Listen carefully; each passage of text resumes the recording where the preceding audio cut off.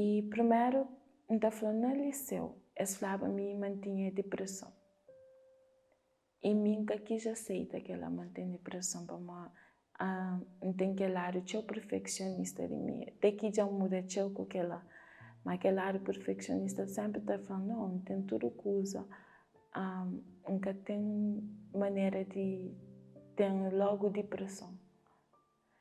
É suspeita até teve um acontecimento na 2012, que é um ano depois que veio, onde que babas parava no hospital.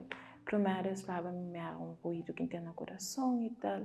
Depois eles vêm descobrir minha ansiedade. Mas nunca aceitam, nunca continua o tratamento. Não param, falam não, nunca tem depressão. Depois, na 2014, teve um episódio onde que, pronto, nunca sabia nem naquele tempo coisa que passa específico. Mas naquele tempo até passava uma coisa que digere cheia quantidade de remédio. E aquela coisa quase estranha a vida, por acaso.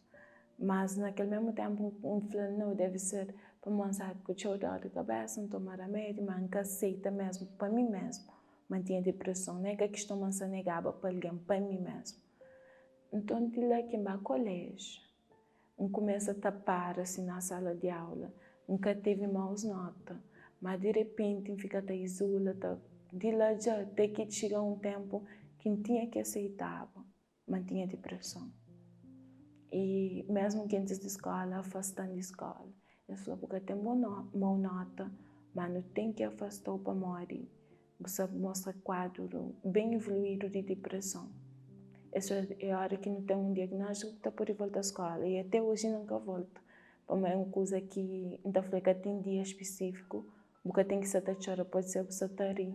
Mas a depressão é uma doença que também tem que levar tão sério quanto o câncer. Para morrer é um câncer de alma.